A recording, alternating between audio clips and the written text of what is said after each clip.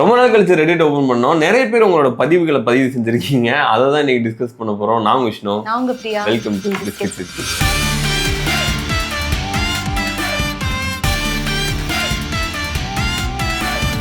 Only 50 ரூபாய் தான் இருக்கு அப்படின்னா சர்வே பண்றதுக்கு என்ன ஃபுட் எடுத்துக்குவீங்க? அன்னைக்கு டெய்லிக்கு 50 ரூபாய் மட்டும் தான் இருக்கு. ஒரு நாளைக்கு 50 ரூபாய். 50 ரூபாய் தான் பட்ஜெட். 3 வேளை சாப்பிடணும். வாங்கிட்டு குக் பண்ணலாமா?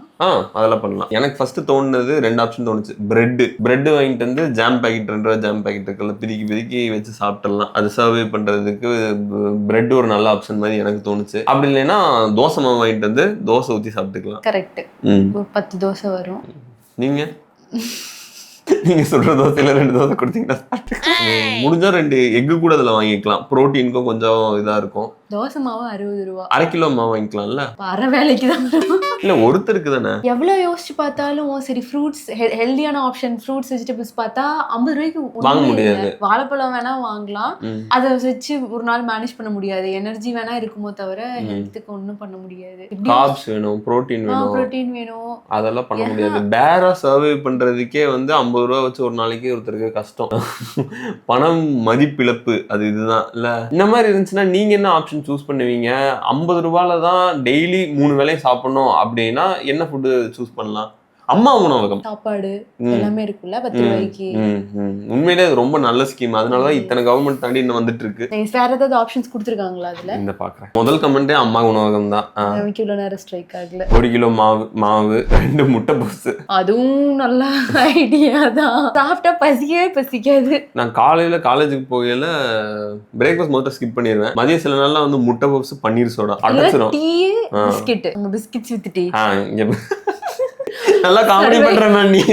இவரும் என்னைய மாதிரியே யோசிச்சிருக்காரு. பிரெட் ஃபார் 35 rupees, 15 ரூபாய் சாஸ், ஸ்குவீஸ் அண்ட் எக். அப்புறம் இன்னொன்று, ரயில்வே ஸ்டேஷன்ல மோஸ்டா சீப்பான ஃபுட் கிடைக்கும்ல.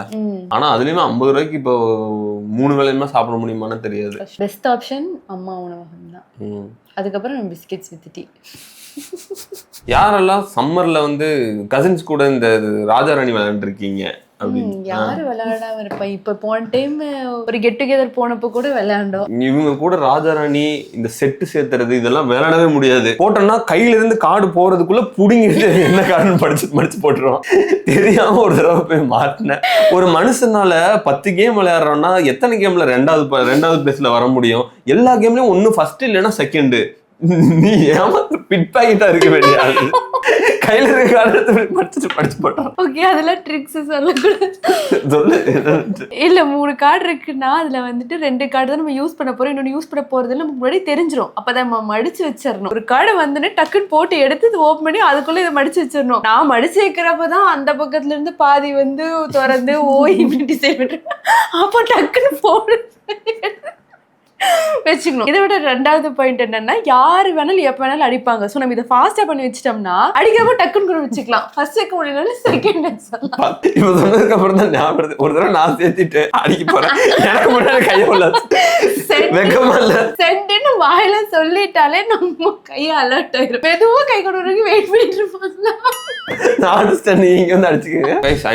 நான் வந்து 27. சம்மர் ஹாலிடேஸ்ல வந்து பீஸ்ஃபுல்லா 2 மாசம் April to June first week வரைக்கும் ஐபிஎல் பார்த்துட்டு இருப்போம். டைம் டேபிள்லாம் வந்து கட் பண்ணி வீட்டில் ஒட்ட வச்சு டெய்லியில் பார்த்துட்டு பாயிண்ட்லாம் எழுதி வச்சு கால்குலேஷன்லாம் பண்ணி விளையாண்டு இருப்போம். ஐபிஎல் மேட்ச் வந்து எக்ஸாமுக்கு முன்னாடி வரைக்கும் ஃப்ரெண்ட்ஸ் கூட வந்து நாங்களாம் டிபேட் பண்ணிட்டு போய் எக்ஸாம் முடிச்சுட்டு வந்துட்டு இருப்போம். அந்த டேஸ் எல்லாம் இப்போ மிஸ் பண்றேன். அப்ப இருந்து எக்ஸைட்மெண்ட் வந்து இப்போ இல்லை. கிரிக்கெட் ஃபோர்ல வந்து ஸ்கோர் பார்த்துட்டு போற மாதிரி தான் இருக்கு. சும்மா இதை கேட்டுட்டு எனக்கு 2 விஷயம் தோணுச்சு. ஒண்ணு வந்து இப்போ உங்களுக்கு 27, அப்போ அவங்க வந்து படிச்சுட்டு இருந்தப்போ, காலேஜ் படிச்சுட்டு இருக்கப்போ சொல்லிட்டு இருந்தாங்க. அப்போ வந்து நமக்கு படிப்பை தாண்டி வந்து நமக்கு கேம்ஸ் விளையாடுறது, ஏதாவது ஒன்று இன்ட்ரெஸ்ட் காட்டுறது, அந்த மாதிரியானதான் ஃபுல் ஃபோக்கஸ்டா இருக்கும். இப்போ நமக்கு வந்து நிறைய விஷயங்கள் சுத்தி ஓடிட்டு இருக்கும். அதனால அது ரொம்ப ரொம்ப எக்ஸைட்மெண்ட்டா தோணி இருக்கும். அது ஒண்ணு. இன்னொன்னு, நமக்கு பிடிச்ச டீம் அப்ப நல்லா பெர்ஃபார்ம் பண்ணிட்டு இருந்திருக்கும். இப்போ வந்து அது நல்லா பெர்ஃபார்ம் பண்ணல. அதனால சரி ஓகே சும்மா இவ்வளவுதான். ரொம்ப பாதிக்கப்பட்டிருக்கு நீ சென்னை உங்களால மன நிம்மதியே போச்சுறா. அதுதான் ஆக்சுவலான விஷயம். நம்ம வந்து அந்த டைம்ல நீங்க வந்து ஒரு சென்னை சூப்பர் கிங்ஸ் ஃபேனாவோ இல்லை மும்பை இந்தியன்ஸ் ஃபேனாவோ இருந்திருந்தீங்க அப்படின்னா அதெல்லாம் கோல்டன் ஏஜ் மாதிரி இருந்திருக்கும்.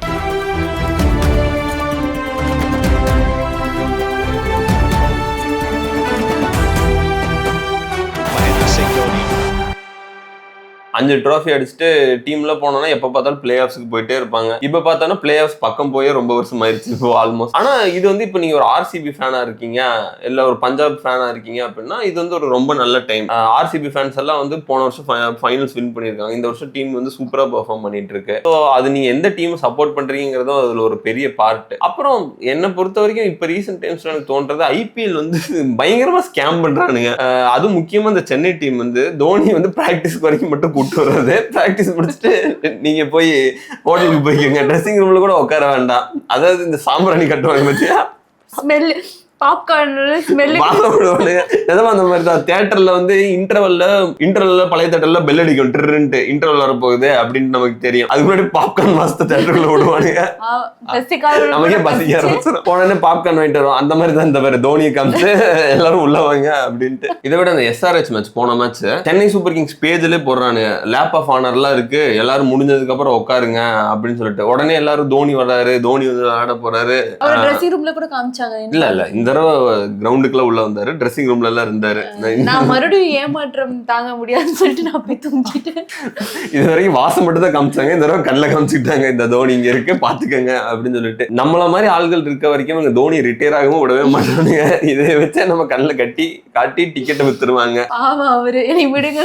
இந்த படத்துல எல்லாம் ஒரே ஒரு பாட்டுக்கு மட்டும் ஒரு ஹீரோயின் வந்து ஆடிட்டு போவாங்க, அந்த மாதிரி தான் யூஸ் பண்ணிட்டு இருக்காங்க. நிஜமா உண்மையிலேயே மனசுக்கு கஷ்டமா இருக்கு. இது ஹர்ட்ஸ் டு சி தோனி மாதிரி ஒருத்தரை வந்து இந்த லெவலுக்கு வந்து இதாயிருச்சு அப்படிங்கிறது வந்து it hurts to say that. But ஆனா அதுதான் உண்மை. இந்த மாதிரி தான் சிஎஸ்கே டீம்ல வந்து யூஸ் பண்ணிட்டு இருக்காங்க. டீம் மோசமா பெர்ஃபார்ம் பண்ணுது, அதெல்லாமே இருந்தாங்க. வந்தீங்கன்னா we are okay with it, அதுதான் உண்மை. டிக்கெட் ஓபன் பண்ணோம்னா இப்பவுமே டிக்கெட் கிடைக்க மாட்டேங்குது, டிக்கெட்ஸ் எல்லாம் வித்துருது. அவன் வந்து டிக்கெட் விற்கிறது தான் அவங்களோட பிரைமரி கோலா இருக்கு, அதை அவங்க சக்சஸ்ஃபுல்லா பண்ணிட்டு இருக்காங்க. நம்மளும் இதை பார்த்துட்டு ஹாப்பியா சந்தோஷமா இருக்கும். IPL is scam. சிஎஸ்கே ஜெயிச்சிருந்தாலும் அதேதான். சிஎஸ்கே ஜெயிச்சிருந்தா அந்த பேச்சே இருக்காது. நல்ல டீம் தான், நல்ல ஸ்கோர் தான், நல்லா தான் போயிட்டு இருக்கோம். தோனி வரலன்னா ஒன்றும் பிரச்சனை இல்லை அப்படின்னு சொல்லிட்டு போயிருக்கலாம். இந்த பேச்செல்லாம் பேசியிருக்க மாட்டோம். தோக்க ஆரம்பிச்சதுக்கு அப்புறம் தான் நமக்கு இந்த குறைகள் நொட்டைகள்லாம் சொல்ல ஆரம்பிக்கிறது. ஜெயிச்சிருந்துச்சுன்னா இந்த பேச்செல்லாம் பேசியிருக்க மாட்டோம். பரவாயில்ல, தலை இல்லாமலே டீம் நல்லா பெர்ஃபார்ம் பண்ணுது, கோச் சூப்பர், எல்லாத்தையும் டிரான்சிஷன் பண்ணி கொடுத்துட்டாரு, ருத்து மாஸ் பண்ணிட்டு இருக்காரு அப்படின்னு சொல்லிட்டு போயிடுவோம். சேட்டா வந்தாரு, இப்போ சேட்டா வந்து மாஸ் பண்ணிட்டாரு, அப்படி டீமே வேற லெவலுக்கு போயிருச்சு இப்படிலாம் நம்ம பேசியிருப்போம். சந்தர்ப்ப சூழ்நிலையினால இப்படி பேச வேண்டியதாயிடுச்சு. இந்த ஐபிஎல் சீரீஸ்ல இப்போ பெஸ்ட் என்ன பொறுத்த வரைக்கும் இந்த இதுல பெஸ்டா பெர்ஃபார்ம் பண்றதுன்னா ஆர்சிபி தான். as a டீமா வந்து ரொம்ப நல்லா பெர்ஃபார்ம் பண்றாங்க, ரொம்ப நல்லா ஃபங்க்ஷன் ஆறாங்க. ஆர்ஆர் வந்து ரொம்ப நல்ல டேலண்ட்ஸ் எல்லாம் ஐடென்டிஃபை பண்ணி வச்சிருக்காங்க. ஆர்ஆரும் நல்லா பெர்ஃபார்ம் பண்ணிட்டு இருக்காங்க. பஞ்சாப் வந்து ஒரு குட் ஃபர்ஸ்ட் ஆஃப், இப்போ வந்து அப்படியே ஒரு டவுன்ஃபால். ஜிடி சூப்பரா அடாப்ட் பண்ணி இப்போ ஜிடி நல்லா பெர்ஃபார்ம் பண்ணிட்டு இருக்காங்க. எனக்கு வந்து என்னுடைய ப்ரெடிக்ஷன் வந்து இந்த தடவையும் ஆர்சிபி தான் கப் அடிக்கும்னு நினைக்கிறேன், 2வது கப். எனக்கு ஆர்சிபி இல்லனா ஜிடி. உங்களுடைய ப்ரெடிக்ஷன்ஸை கமெண்ட்ல சொல்லுங்க, அப்படியே subscribe. Hi Vishnu and Priya, உங்களோட கண்டென்ட்லாம் ரொம்ப பிடிக்கும், ரொம்ப எங்கேஜிங்கா இருக்கு. இவர் வந்து ஒரு doctor and chess fan, chess ரிலேட்டடான வீடியோஸ் எல்லாம் பண்ணுங்க அப்படின்னு சொல்லி கேட்டிருக்காரு. அதாவது சின்னதாக ஸ்டார்ட் பண்ணிட்டு பெருசா போச்சு அப்படின்னா அது எக்ஸ்பெண்ட் பண்ணுங்க அப்படின்னு சொல்லி கேட்டிருக்காங்க. நாங்களுமே செஸ்ல ரொம்ப இன்ட்ரெஸ்டட் தான். பட் ஆனால் செஸ் ரிலேட்டடா அதை கண்டென்ட்டா எப்படி பண்றது அப்படிங்கிறது ஐடியாஸ் வந்து இப்போதைக்கு இல்லை, ரொம்ப லிமிட்டடா தான் இருக்கு. முடிஞ்சிச்சுன்னா செஸ் ரிலேட்டடான கான்டென்ட் கிரியேட்டர்ஸ் கூட கொலாப் பண்ண ட்ரை பண்றோம். we will try to bring you அது ரிலேட்டடான வீடியோஸ் எல்லாம் கொண்டு வரதுக்கு ட்ரை பண்றோம். ஹாய் அண்ணா அக்கா, பிக் ஃபேன் ஆஃப் போத். அதுலேயும் அக்கா கலுக் சிரிப்புக்கு பெரிய ஃபேன். ரீசெண்டாக ஹியூமன் ஆரிஜின் பற்றி அனுநாக்கி கான்செப்ட் ட்ரெண்ட் ஆகிட்டு இருக்கு. இதை பற்றி பேசி ஒரு வீடியோ போடுங்க. இதில் சொல்கிறதும் ஓரளவுக்கு லாஜிக்காக தோணுது. இதை பற்றி நீங்கள் என்ன நினைக்கிறீங்க? அனுநாக்கி பற்றி சொல்கிறதா இந்த வீடியோவில்? அது ரொம்ப பெருசாக போகுமே. அதுதான், அனுநாக்கி பற்றி பேசணும்னா அது ஆல்மோஸ்ட் ஒரு 1 hour வீடியோ மாதிரி போகும். இஃப் நீங்கள் வந்து அதில் இன்ட்ரெஸ்டடாக இருக்கீங்க அப்படின்னா சொல்லுங்கள். மேபி அது ஒரு பாட்காஸ்ட் செட்டப்பில் கூட அதை பற்றி ஒரு டிஸ்கஷன் மாதிரி கூட பண்ணலாம். அது என்னன்னா வந்து மனுஷங்க வந்து இந்த பிளானட்ல வந்து ஆரிஜினேட் ஆகல அப்படிங்கிற மாதிரி ஒரு ஏலியன் ஓவர்லார்ட்ஸ் வந்து இருப்பாங்க. இது சுமேரியன் கல்ச்சர்ல இருக்க ஒரு மித். அது மனுஷங்களை வந்து ஒரு ஜெனட்டிக்கலா இன்ஜினியர் பண்ணது தான். நம்ம வேற ஒரு ஏலியன் ஸ்பீசிஸ் வந்து ஸ்பேஸ்ல வந்து எர்த்துக்கு வந்து நம்மளுடைய அதோட தேவைக்காக நம்மளை வந்து ஜெனட்டிக்கலா இன்ஜினியர் பண்ணி நம்மளை பூஸ்ட் பண்ணியிருப்பாங்க. ஸோ நம்மளை வந்து அவங்க கோல்டு மைன் பண்றதுக்காக இங்கே வந்திருப்பாங்க. நம்ம வந்து மைன் பண்றதுக்கு ஹெல்ப் பண்ணி கொடுத்துருப்போம். அதுக்கப்புறம் அவங்க போயிடுவாங்க, திரும்ப அதுக்கடுத்து வந்திருப்பாங்க அப்படின்னு சொல்ற மாதிரியான ஒரு கதை. அது கேட்கறதுக்கு ரொம்பவே ரியலிஸ்டிக்கா இருக்கும். நிறைய விஷயங்கள் நம்மளால ஏத்துக்க முடியற மாதிரியும் கூட இருக்கலாம். ஆனா என்ன சொல்றாங்கன்னா அந்த டேப்லெட்ஸ்ல வந்து நிறைய மிஸ்டிரான்ஸ்லேஷன்ஸ் இருக்கலாம் அப்படின்னு சொல்லிட்டு சொல்றாங்க சயின்டிஸ்ட் எல்லாம். அப்புறம் இதெல்லாம் எந்த அளவுக்கு அக்செப்ட் பண்ணிக்க முடியும் அப்படிங்கிறது தெரியல. வைட்லி டிபேட்டபிளான ஒரு டாபிக் தான், ஆனா ரொம்ப இன்ட்ரெஸ்டிங்கா இருக்கும். அனுநாக்கி டாபிக் பண்ணணும்னு நினைச்சீங்கன்னா கமெண்ட்ல சொல்லுங்க, அது ரிலேட்டடா ஒரு வீடியோ பண்ணலாம். Guess the movie dialogue. இது தப்பு பண்ணி நீட்டா மாணி தப்பு பண்ணி பாத்தி தப்பு பண்ணி நீட்டா தப்பு பண்ணிட்டா சிங்காரம். தப்பு பண்ணிட்டே சிங்காரம். இந்த கேம்ஸும் நல்லா தான் இருக்கு. இந்த மாதிரி கேம்ஸ் எல்லாம் இருந்துச்சுன்னா இன்னும் ரெடிட்ல போடுங்க, அடுத்தடுத்த வர எபிசோட்ஸ்ல இதுவும் பண்ணலாம். அப்புறம் நம்ம சேனல்ல கேம்ஸ் சேலஞ்சஸ் இதெல்லாம் நிறைய பேர் விரும்பி பார்த்துட்டு இருந்தீங்க இல்லையா? அப்படியெல்லாம் ஒண்ணும் இல்லையே. ஸோ இப்போ அதுக்காகவே வந்து தனியாக ஒரு சேனல் ஓப்பன் பண்ணியிருக்கோம், BWT Vlogs அப்படின்ட்டு. அதில் கேம்ஸ் சேலஞ்சஸ் vlogs எல்லாமே அந்த சேனலில் பண்ணிட்டு இருக்கோம். செக் பண்ணி பாருங்க, பிடிச்சிருந்துச்சுன்னா இங்கே சப்போர்ட் பண்ண மாதிரி அங்கே கண்டிப்பாக சப்போர்ட் பண்ணுங்க.